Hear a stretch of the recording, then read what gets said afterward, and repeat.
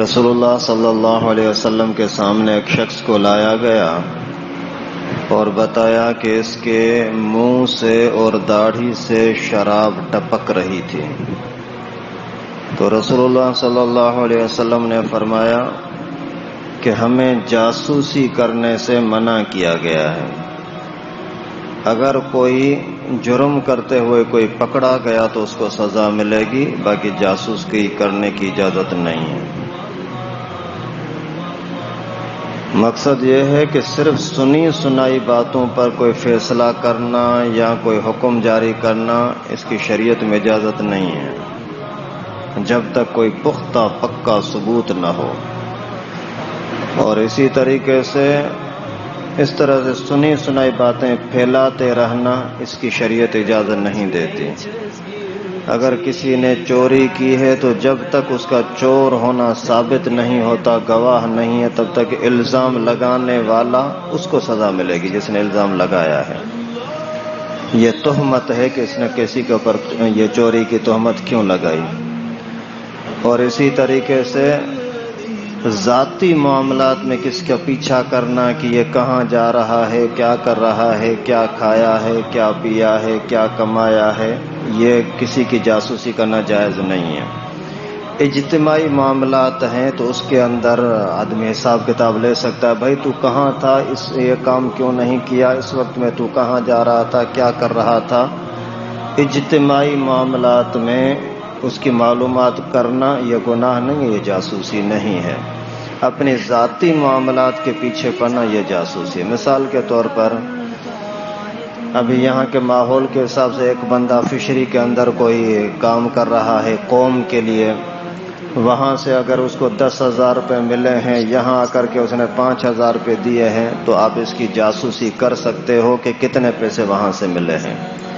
لیکن ایک بندہ اگر ذاتی لحاظ سے کوئی کپڑے خریدنے کے لیے گیا ہوا ہے، کوئی سامان گھر کا خریدنے کے لیے گیا ہوا ہے، آپ جا کر کے جاسوسی کرو کہ کتنے کا لیا ہے، یہ آپ کو اجازت نہیں ہے. تو اسی طریقے سے ہر وہ کام جو امانت ہے، اجتماعی چیز ہے، تو اس کے اندر معلومات لینا، ناظم مقرر کرنا، کوئی اس کے اوپر بندہ مقرر کرنا کہ یہ معلومات لے، یہ منع نہیں ہے. یہ جاسوسی نہیں کہلائے گی، اس کا گناہ بھی نہیں ہے. ذاتی معاملات کے پیچھے پڑنا یہ گناہ ہے. اور پیغمبر کریم صلی اللہ علیہ وسلم نے فرمایا اگر کسی کا جرم پکڑا گیا تو پھر ہم اس کو سزا دیں گے. اگر کوئی نشہ پیتے ہوئے پکڑا جا رہا ہے، شراب ہو یا کوئی بھی نشہ ہو، تو پھر اس کو کوڑے مارے جائیں گے اور اس کو جیل میں بھی ڈالا جا سکتا ہے. آج کل چونکہ اسلامی حکومت نہیں ہے، یہ خود حکمران چاہتے ہیں کہ لوگ بے دین بنے، اسلام کے دشمن بنے. تو ایسی صورتحال کے اندر پھر محلے والوں کی ذمہ داری ہے کہ ایسے گندے کاموں کو روکیں.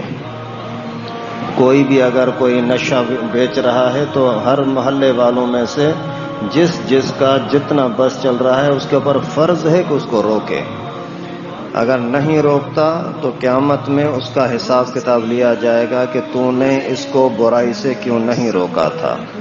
اسی طرح سے یہ ساز گانے باجے جو زور سے چلاتے ہیں، جو آہستہ چلاتے ہیں، یہ اس کا اپنا فعل ہے، اس کو روکنا ہمارے بس میں نہیں ہے. جو شور مچاتے ہیں، لوگوں کا آرام خراب کرتے ہیں، ان کے لیے منع کرنا یہ محلے کے ذمہ داروں کے اوپر فرض ہے کہ اس کو روکیں. اگر کوئی بندہ فرض نماز چھوڑتا ہے تو کبیرہ گناہ.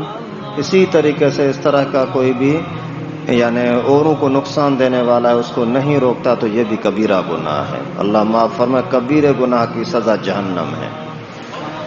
تو ذاتی معاملات میں جاسوسی کرنے والا گنہگار ہوگا. اس سے اپنے آپ کو بچاؤ. یہ آج کل بیماری بہت زیادہ، ہر ایک دوسروں کے پیچھے لگا رہتا ہے. اس کے پاس اتنا پیسہ کہاں سے آ گیا، یہ کہاں سے. بھائی تیرا کیا واسطہ ہے؟ اللہ نے اس کو عزت دی ہے تو کیوں بیچ میں رکاوٹ بننے کی کوشش کرتا ہے؟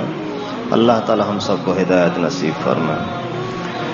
ایک عورت بیچاری ہے، بیمار ہے، اسپتال میں داخل ہے. دعا کریں اللہ تعالیٰ اس کو شفا کاملہ نصیب فرمائے. اللہ تعالیٰ اس کے حال پر رحم فرمائے.